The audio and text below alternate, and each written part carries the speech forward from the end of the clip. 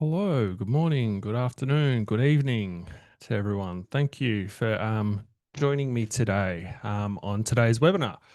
So today's webinar is going to be about how do we stop losing good referrals.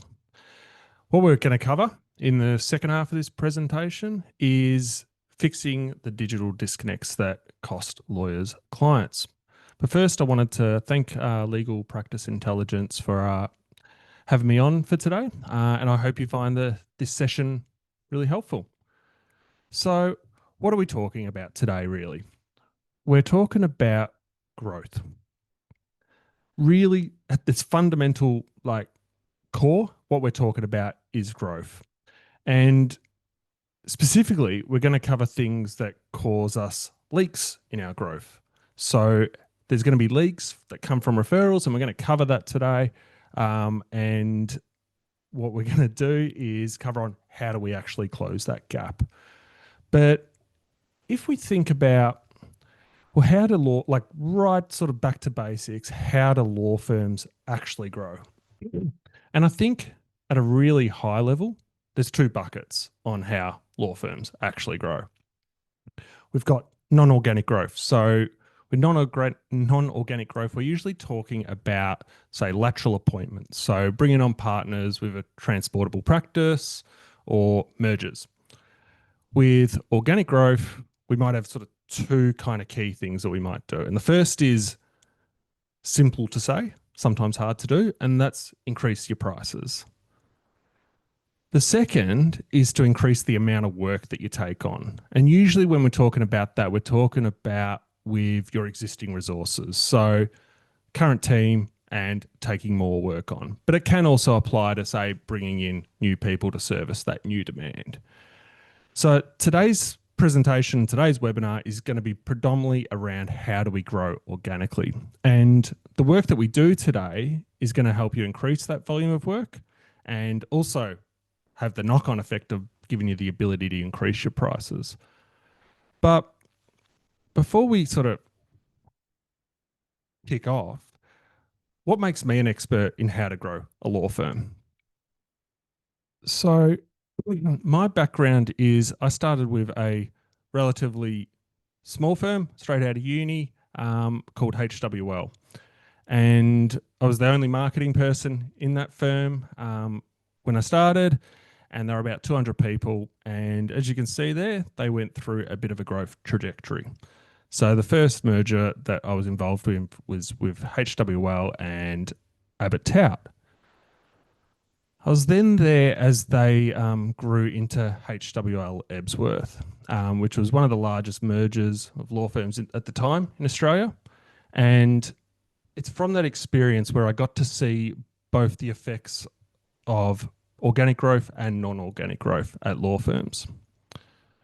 So in terms of my career, I started at HWL. It became HWL Ebsworth, and then I became the head of marketing at a firm called McPherson and Kelly, and then moved to FPA Patent Attorneys, which was part of the Freehills at the time. So in those roles, I would have worked with hundreds, if not thousands, of lawyers. But for the last 10 years, I've run a marketing agency called Toro Digital, and Toro Digital is Australia's largest agency for the legal industry. So we work with law firms, legal tech companies, legal consultants, legal associations.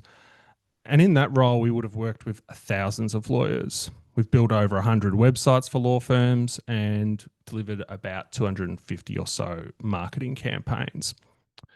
Today, I'm talking to you from Pillar and Scroll, and Pillar and Scroll is a new offering to the market. It's about 6 to 12 months old, and it is for smaller firms. So it's being delivered in a more fixed price package kind of way. But the point of this is when I've worked with so many lawyers, probably the main thing that's beneficial from that is you start to see lots of different patterns and you start to see what works and what doesn't.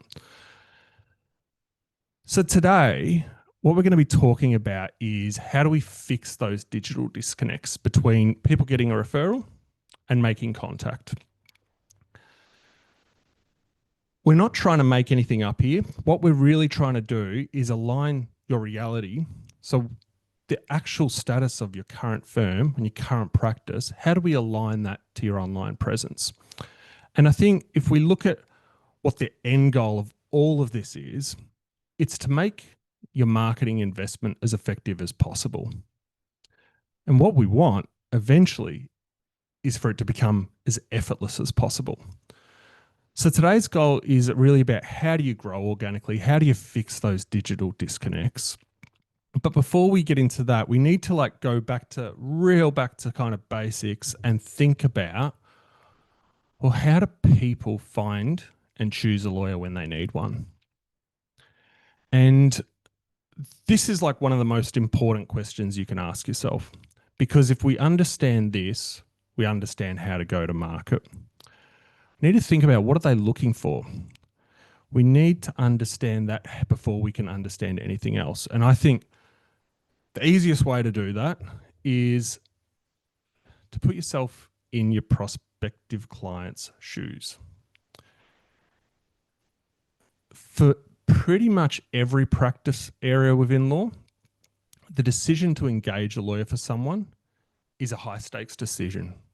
Even if it seems routine to you, for them, it's often a high stakes decision. And I think if you think about your own practice, think about what the effect is if your advice or your representation goes wrong.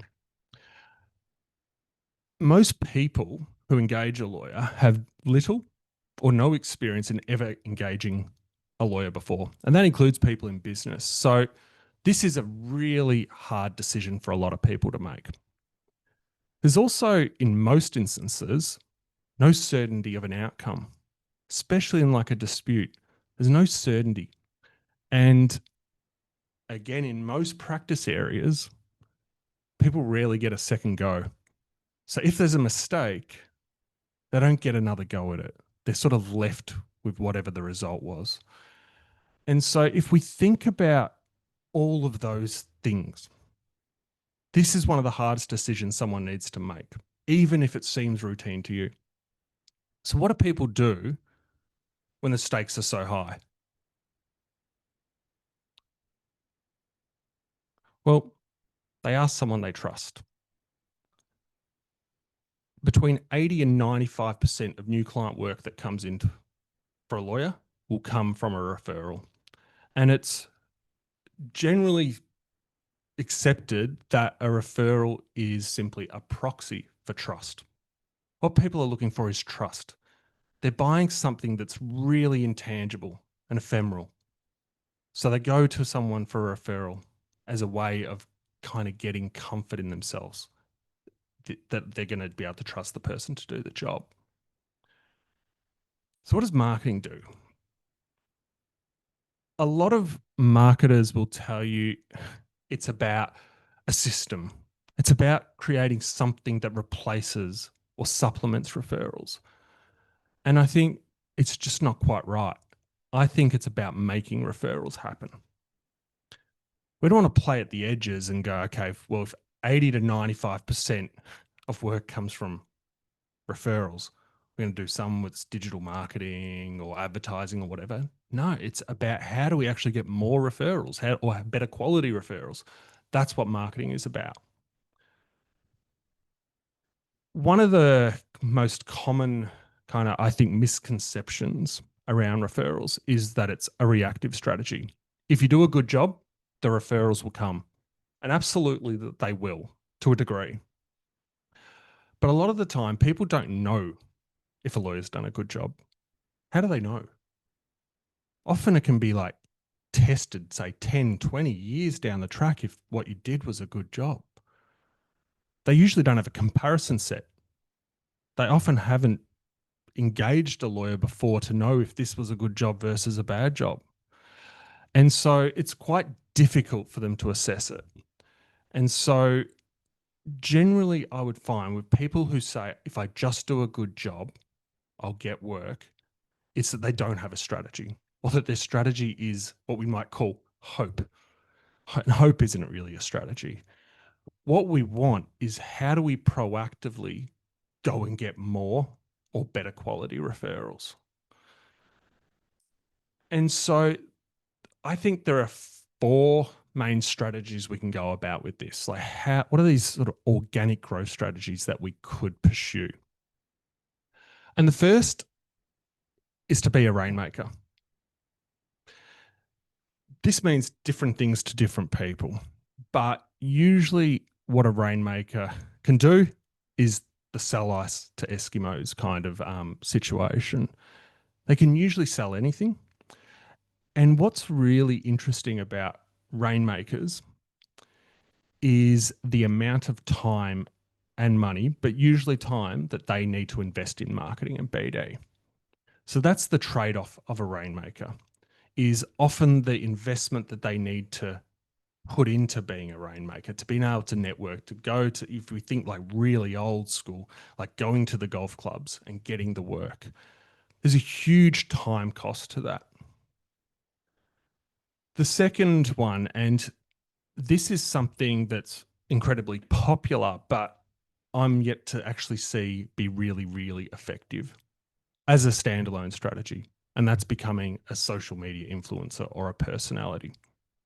Again, that really comes with, well, a lot of lawyers don't want to be famous or don't want to be out there that much.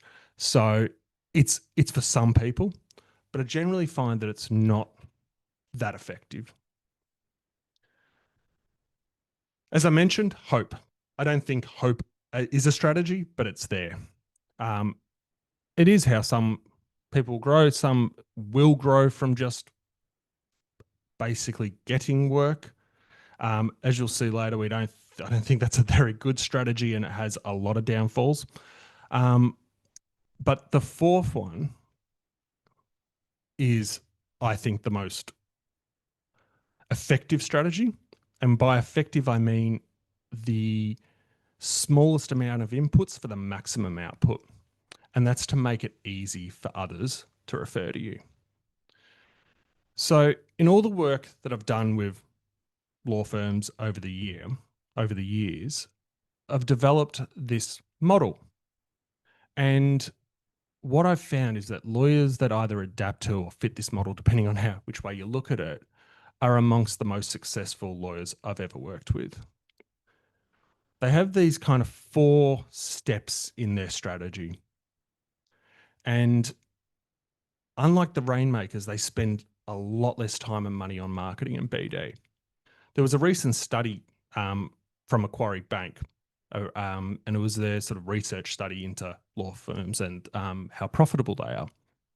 And what they found was that the most profitable firms spent less on marketing. Not nothing, but less than firms that were broader and invested more in marketing. So larger firms might invest, say, 5% of their revenue into it. But the most profitable firms were spending sort of like 1 to 3% with an average of just over 2. So what we're talking about here is an effective strategy, spending less time and money on marketing to get an outcome. And I'll quickly walk you through this flywheel. So the first stage in the flywheel is being easy to refer. What this requires is understanding your value to the market, and it's also having real clarity around what referrers need to be able to understand what you do. They need to be able to recall what you do, and they need to be able to share what you do. And you need to give them that. So that understanding your value and having those sort of attributes about your practice that are really easy to understand, recall, and share is what is going to underpin all of this. The second stage is about building referral partnerships. And these partnerships are usually with other professionals. So that might include other lawyers, or it could be accountants or financial planners or whatever it might be. It can also be other organizations that people turn to when they need help. With referral partnerships, we first, I think, need to grasp the impact of reciprocity. And I think this is where I mentioned before that hope isn't a strategy. And a lot of people will get referrals from others, but have no sort of strategy for giving anything back. And that's where we see firms go into decline. Second, we need an offer as part of this. And an offer is really just an easy way for people to engage with you. So it can be as simple as just offering a free 15, 30-minute consult, whatever it might be. But it's something that referrers can mention when making that recommendation. The third part of the flywheel is providing compelling evidence. What we're talking about there is really information, content. And that's what we're going to spend most of today's session on. And finally, we have promotion. And this is what people think most marketers are spending their time on. And that would be things like digital marketing or sponsorship or ads, events, press, and so forth. Often people think this is the kind of where we spend all our time. And in fact, it's actually the other steps that make this kind of necessary, but not as necessary as people might think, or not as much of a commitment as people might think. And so this is our flywheel. And for those who don't know, a flywheel usually starts with some small, kind of tougher pushes at the start. But each push builds on the last push. And what happens is it creates momentum. And what we've found, and it's just happened over and over again, is when lawyers are able to adapt this and be easy to refer and have these referral partnerships and have the evidence that supports this, that they don't need to do a lot and they get all the benefits of all those previous pushes and work that they've done. And I think the opposite of that is that a lot of people do marketing where I would describe it as like random acts of marketing. They're kind of like very short, they're short-sighted. They're very like sort of bursts and they don't build on each other. And that's an expensive way to do it. So what we're trying to do here is create some momentum to the point where you don't actually have to do a lot of marketing and BD. So as I said, we're going to talk mostly about how do we provide that compelling evidence? How do we close that gap from people being referred to making contact to you? But what I'd like to do is just quickly go through this first part, being easy to refer, because I think it's so fundamental for the rest of the flywheel to work. So how do we be easy to refer? And the answer is we need to occupy a mental position in someone's mind. So they need to remember us. And when we say someone, we're talking about prospective clients, but I think for the most part, for most lawyers, it's going to be referrers. In marketing language, we might call this brand.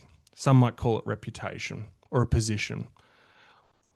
For now, it doesn't matter what we call it, but all this is about is we need clarity about what we do, what we do and who we help. Because if we don't have clarity, how can we expect others to be able to talk about us? So to be easy to refer, specificity or being specific is really, really important. Broad doesn't cut it. Different. You don't have to be completely unique, but you need to be somewhat different. It needs to stand out in some way. And finally, it needs to be easy for others to understand, recall, and share. So they need to be able to quickly understand it, be able to recall it when it matters, when someone asks them about a specific problem, be able to recall that and be able to share it. So have the language to be able to share it. I mentioned some concepts just before, like category, brand, positioning. I wanted to talk very briefly about these two concepts, category and brand. So we're going to take some big companies to just demonstrate this. So we've got Apple, Nike, McDonald's. I assume everyone here is familiar with those brands. And when people talk about brand, what we're talking about is how people feel about them. So Apple, and this is my interpretation, and people will have different interpretations, but mine is that innovative, minimalist, they've got a real design focused and so forth. And you can read the others there. But brand is all about how you make people feel. I'd argue that category is far more important for a law firm or for a legal practice, for a lawyer to consider. Let me explain why. So the category is what they sell. So for Apple, it's smartphones. They'll have multiple categories. They've got computers, they've got tablets, and so forth. And the other brands there also have different categories within that. But categories are kind of like the shortcut of people knowing what they sell. And the importance of category and why I bring this up is it always comes before brand in a buying decision. If we go back to the brand attributes, and if I pick on, let's say Apple, an innovative minimalist and design, no one ever says, I want something innovative. They just don't say that. They might want something that's innovative, but there has to be something before it, and that's the category. I need a phone. I need a computer, whatever it might be. So category always comes before brand in a buying decision. And it's always used in word of mouth. I need X. Or I have a problem. Can you help me with that? And then the answer is, well, a category first before we go to a brand. And my argument is if your category is specific, different, and easy for others to understand, recall, and share, then brand becomes superfluous. Those companies are able to invest billions of dollars in creating a brand. Most lawyers don't have billions of dollars to create a brand. In fact, I can't think of a single law firm that I would say that has a really, really strong brand over, say, a really strong category.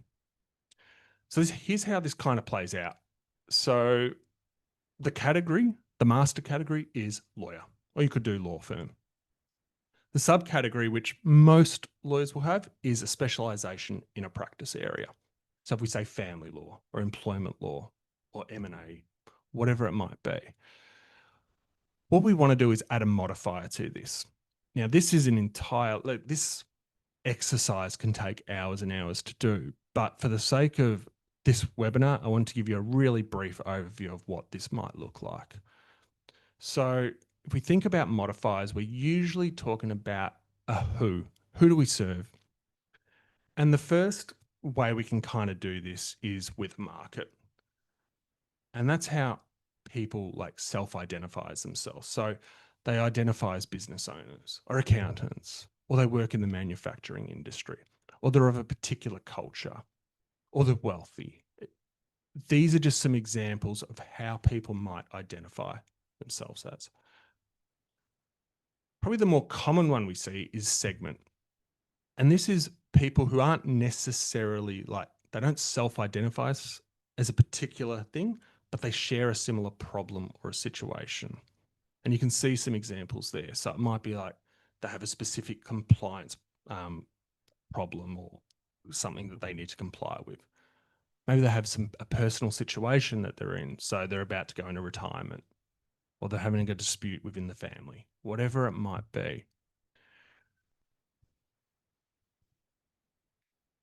Artists, this is a strange segue, but artists avoid typecasting to preserve creative freedom. So if we think about actors and they go, oh, I don't want to be typecast. I want to be able to do different roles. That's what artists do. Businesses and savvy business people can't think of anything better. Being typecast is like the ultimate. That's the goal, is we are known for something. That's what makes us being easy to refer. And I think the misconception with having, say, a niche, we might call this, is this doesn't have to be to the exclusion of other work.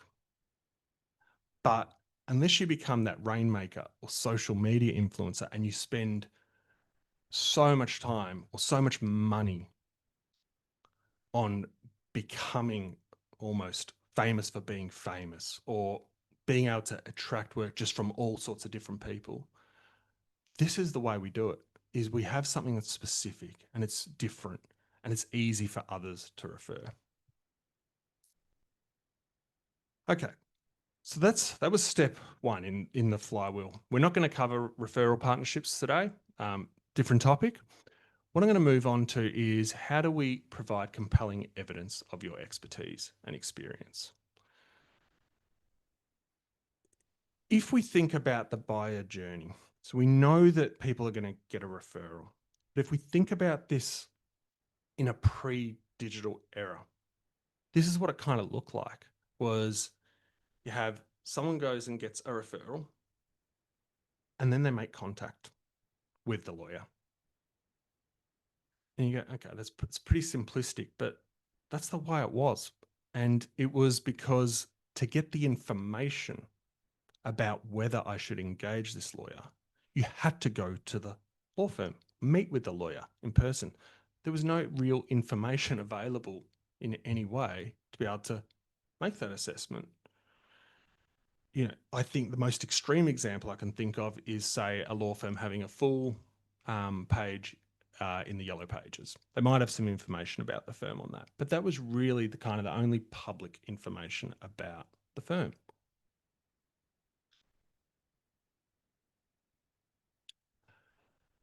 If we think about that same journey, but now with the internet, there's a few nuances here. We have not just a referral, we have referrals or the possibility of referrals. So people can go get multiple referrals now. Well, they could do it before, but they'd have to meet with all the lawyers. Now they can get multiple referrals. Something happens in this black box in the middle, and they decide to make contact or not.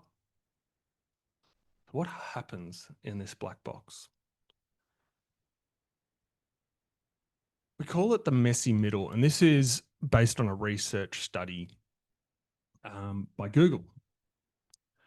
And if we think about a company that has the most available data to them, it's probably Google. And this is a 100-page report. But the conclusion was people have a need. They make contact in the middle. Stuff happens. They have all this data and they couldn't work it out. There were some trends and stuff, but it's basically what they found is it's just messy what people look for. There's no sort of clear-cut way. But we do have some further research as to, well, what are some of the things that what are the kind of common things that people are going to look for in this messy middle? How do we increase our chances of going, we've got people referring us, but some aren't making contact? So let's look at that buyer journey again. So it always like with law, it always starts with a trigger. No one wakes up in the morning and goes, I want to buy legal services today. Something happens. It might be caused by someone else, but something happens. There's a trigger. Something that I need a lawyer. As I said, 80 to 95% of lawyers that like new engagements will come from someone they'll go and seek a referral.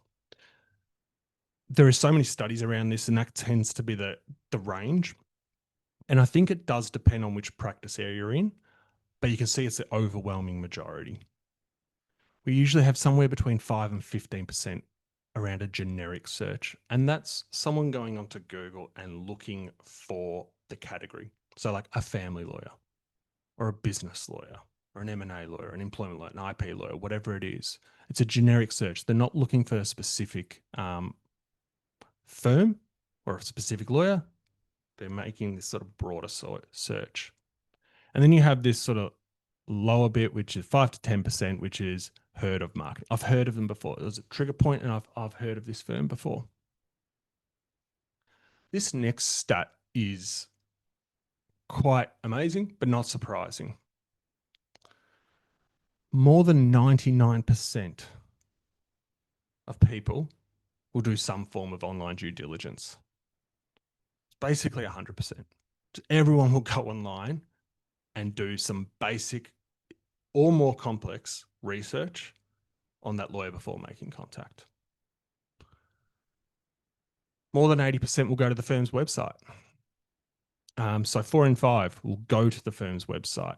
So the other 19 plus percent will do some other form of online research with social media or Google reviews, whatever it might be. But 4 in 5 will go to the firm's website. And this here is the messy middle. This is the most alarming stat. 1 in 5 buyers will make contact, not 1 in 5 visitors to the website, because you're going to have people that go there just for certain information like contact details, whatever it might be, the office address. 1 in 5 buyers will make contact. So we break that down. We've got 5. If we start with 5 people getting a referral, all of them will check out the lawyer online. 4 of them will go to the website, and then 1 will make contact. And these are people that have actually engaged a lawyer. These are buyers. So 4 went somewhere else. I call this referral leakage, and I think it's a problem. It's a problem that's easily solved. So why do people drop off in the messy middle? There's plenty of reasons why they might, but the biggest one is information. They go to the person goes to the website and the messaging doesn't hit the mark, or it's missing information for what they're looking for, and they go somewhere else. This is solvable. But if you've ever been to a webinar before on marketing, or you have a marketing person in your team, what you might find is this is the advice. Post on LinkedIn each day. Blog weekly, engage online. Have you thought about doing a podcast? Make videos for Instagram.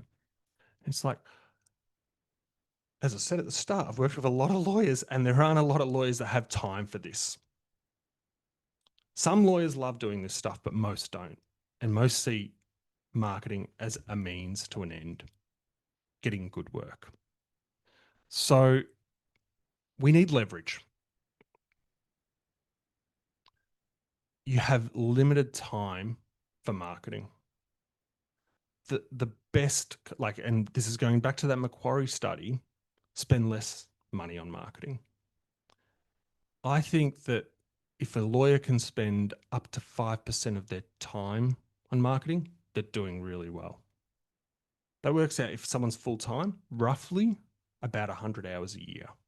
It's not a lot. We need leverage. So we need what's the smallest amount of work we can do for the biggest impact? And I think we need to get strategic about the content that we create. So what factors,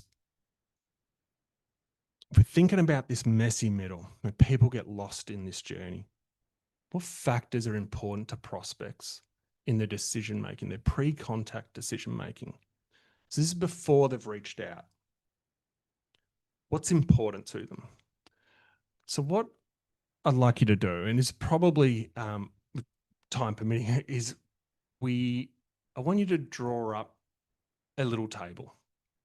And here are 8 attributes that are often somewhat, to certain practices, important to prospects. And what I want you to do is rank them from 8 being the most important and 1 being the least important. There is no right answer here. This is going to depend practice to practice. But let me quickly go through these 8 attributes. And the first is the proximity to your office. That's your location. So is it important to your prospect that you're close by? B, we have the breadth of services. So are you a full service firm? Can you handle all of the legal needs that this person might need one day?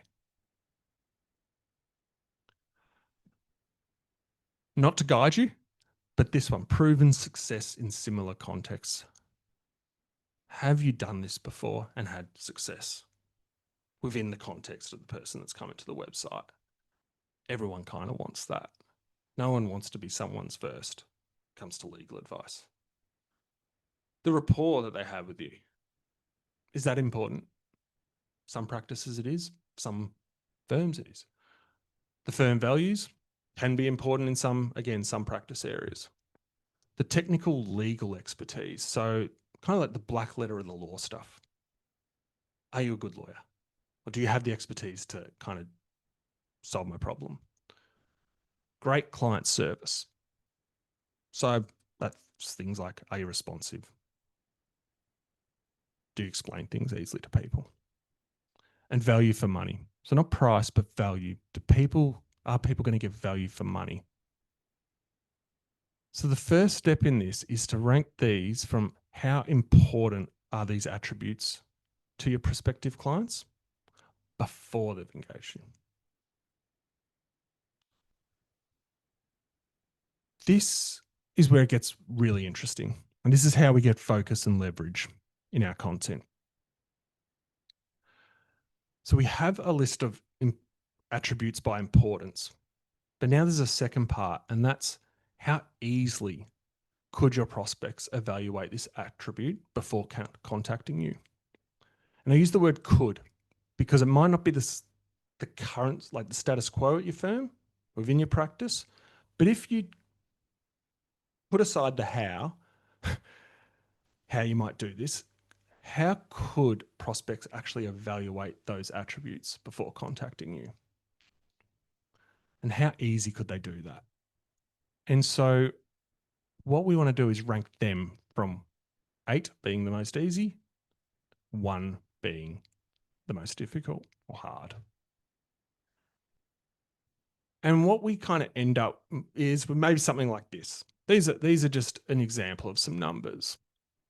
And what you'll see is you'll get in some areas kind of like quite disparate differences. So if we take proximity to your office, that could be okay. It's not that important. It's a 3 out of 8. But it's really easy for someone to say they're close. Like you have your address on your website. That would be easy for them to assess. A common theme I always see is technical legal expertise. It's usually the most important.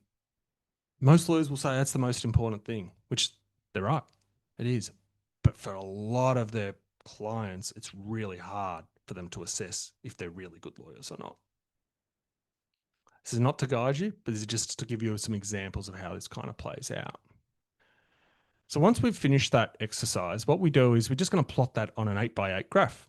The accessibility up the vertical axis and the importance along the horizontal. And what you should get is a graph that looks something like this. Your answers will differ, but you're just going to plot those letters on the graph. And what we want to do, because we don't have thousands of hours and billions of dollars to spend on marketing and to invest on marketing, we need that leverage. And it's that top right-hand quadrant that should be the focus of our content. So in this instance, it's proven success in similar contexts and rapport. So now we need to think about how do we actually put that on our website. So when people go to our website, how do we actually, this is important to them and they can easily assess it. Let's look at some real actions that you can take today, in the next week, the next month or so, on how do we reduce that referral leakage in the messy middle. So we have 9 digital checkpoints that we're going to go through.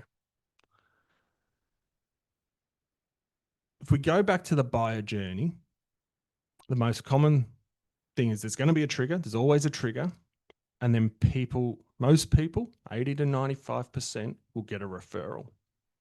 The next thing they do is Google your name. We know this from all the analytics we see with law firms. 9 times out of 10, they will Google your name. Sometimes they'll Google the firm's name, but most of the time they're going to Google the lawyer's name. That's how people refer. They refer to Paul Evans, not ABC Law Firm, for the most part. So the most important page on your website is your profile page.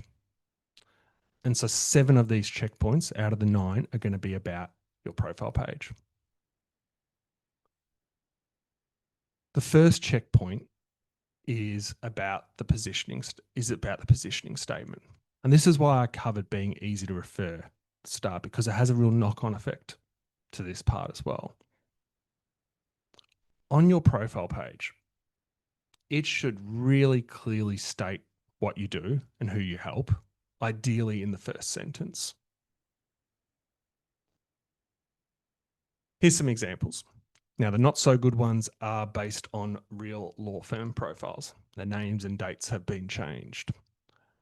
But an example of a not so good one, and you see this on so many websites: John is an employment lawyer with 20 years of experience. Doesn't say enough. Doesn't compel someone to go, I'm in the right spot. I need to call John. A good version would be something like, John specializes in unfair dismissal claims for new unionized employees. It's a really specific situation. It's not a market, because there's going to be lots of different types of unionized employers in different industries. This is the segment one. That's the situation that people are in, and that's the problem that John solves. You'll see I've got a couple more examples. You can kind of see, Jane studied law in 2003, has been practicing exclusively in family law since 2009. People will leave.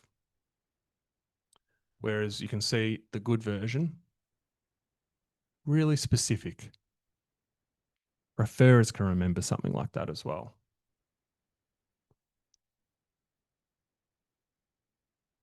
Checkpoint 2. So this was one of the 8 attributes in that chart that I showed just earlier. No one never wants to see this. Examples of relevant experience. This is like never not important. It's also can be quite easy for people to understand. It's really easy for them to assess when you use things like descriptions of cases that you've won. And these are just some examples of how you might do this. But descriptions of cases you've won, descriptions of the types of problems that you've solved.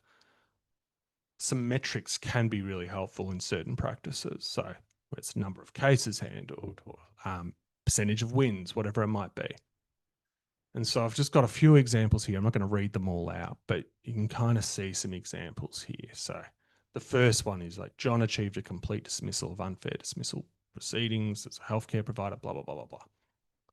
The problem solved, like actually an overview of the specific problems that you solve for those clients.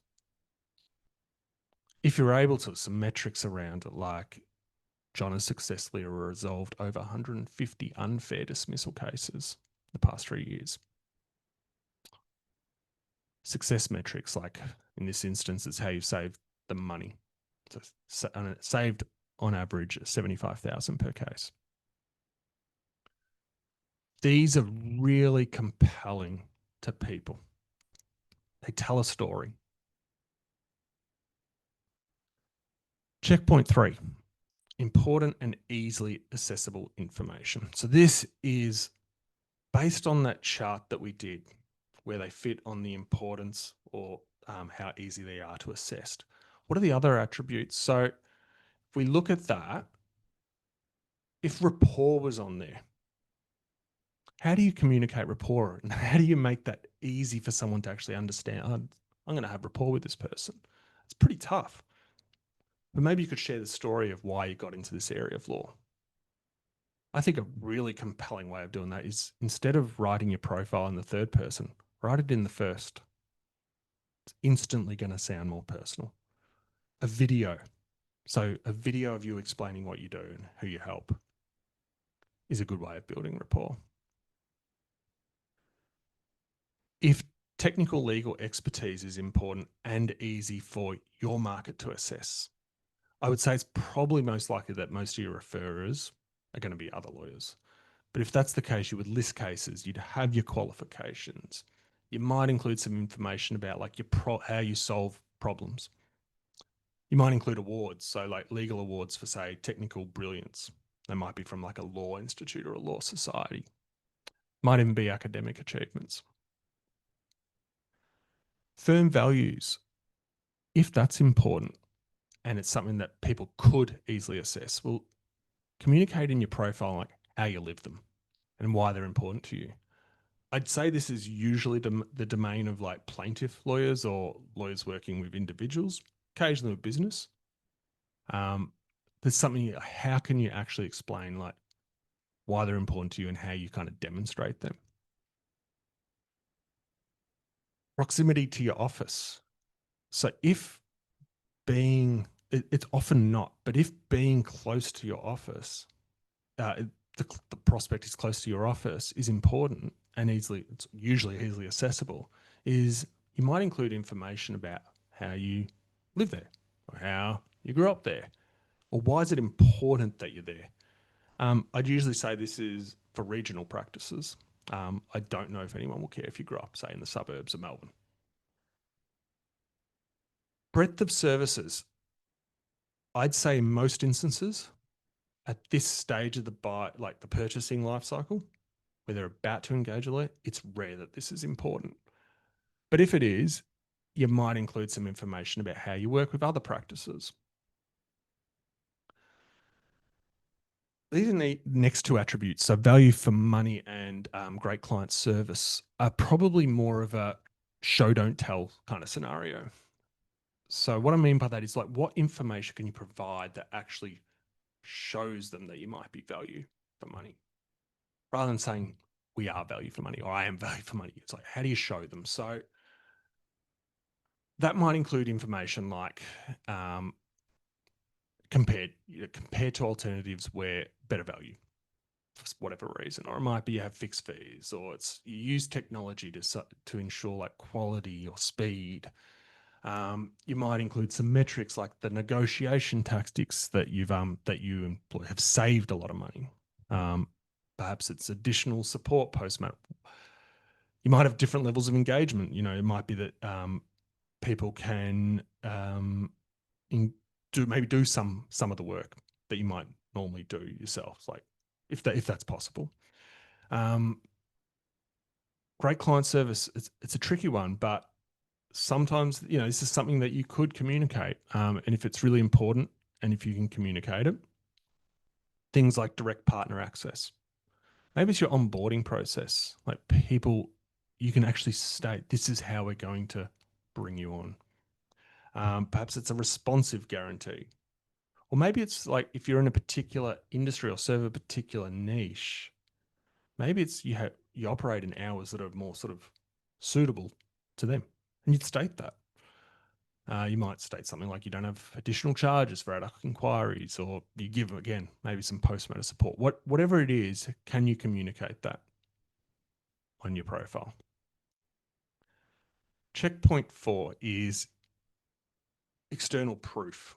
So this will be things like, where you can, case studies, testimonials, awards, list of speaking engagements. What we're looking for here is that other people have endorsed you. Checkpoint 5, having easily discoverable resources. We might call them like insights. So this is on your profile page. So can you have like a link to say it's how to navigate a process or a checklist, how-to guides? In some instances, it might make sense to have like trends or research studies. If technical expertise is really important and something that's going to be easily accessible by your clients, you might have like information about case law and its impact, like recent case law or legislative changes. I think one of the mistakes that a lot of law firms make is just having a list of the most recent insights, but are they the most compelling? If you did something 2 or 3 years ago, but it's still relevant, have that on your profile. Don't just have like the most recent updates. Checkpoint 6, pretty easy one. Your photograph. It does matter. You want one that's professionally taken and it's relatively recent, like the last probably 3 to 4 years, within the last 3 to 4 years. This is a small investment to make. I know it can be costly and with people, staff turnover and so forth, but having a professional photograph, in my opinion, is a bit of a non-negotiable. It is just so important. It's what people connect with. If you have offices all over the country, then find a photographer that has a network of photographers around the country. If you've got a lot of staff coming through, like you're growing really fast or you have a bit of staff turnover, find a photographer that has a studio that a lawyer can just quickly drop into and get a professional photograph in front of a white wall. There are ways around it, but having a professional photograph matters. This is the last checkpoint for the profile page. This first one's really important, and it might seem a bit technical, but it's for every lawyer that has a profile on the website, it needs to have your own URL.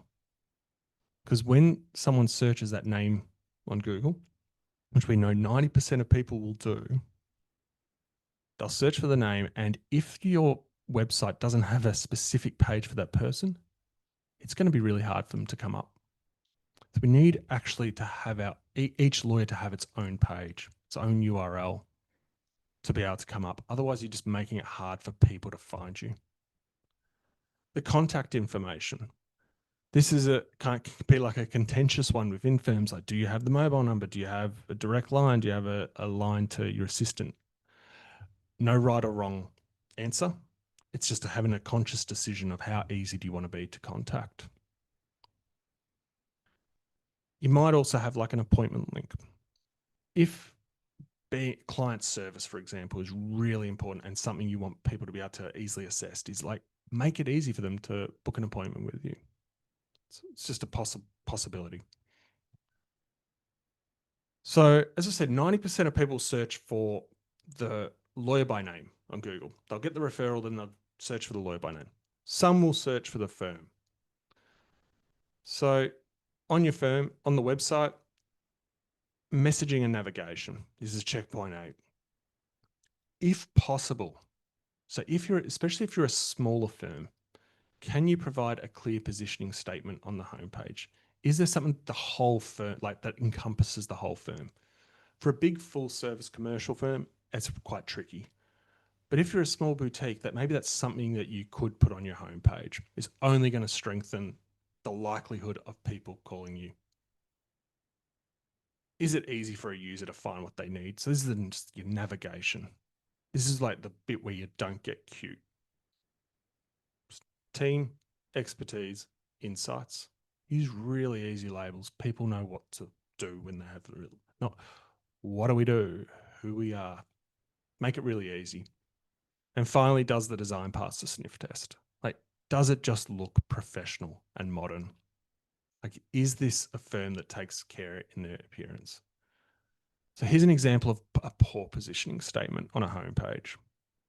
Full service, it's the name of the city, law firm representing businesses and individuals since 1978. So if representing businesses and individuals, it's literally everything and everyone. Here's an example of a large law firm in the States that has a really compelling positioning statement on their homepage. Purpose built for tech and life sciences. If you're in tech and life sciences, you know you're in the right spot. When I mentioned design, here's an example of like someone landing on a website and going, what? That's not professional. That's not modern. Would you want to contact that firm? And lastly, checkpoint 9, search engines and social media. So people, when they go and search for your name, they'll come 2 things usually. Oh, if they search for the firm name, they'll get the Google business profile and they'll get your Google reviews. What do they say? If they search for your name, can they easily find your website profile like we discussed? Is there any media there that sort of supports your positioning? Or is there negative stuff? How can we remove that? And finally, the social media profile. People will check out your social media profile. It'll vary, like the what am I trying to say? The amount of people that do check out your social media profile will depend from practice to practice. But if they're going to check anything, it'll be your LinkedIn profile. So that's it for today. Today, I hope this has helped and helped you identify maybe some of the digital disconnects that people might be having between referring you and then making contact with you. Today isn't about fabricating anything sort of fake. It's about how do you align your reality, the actual really good work that you're already doing. How do you make that easily accessible online so that people can find it?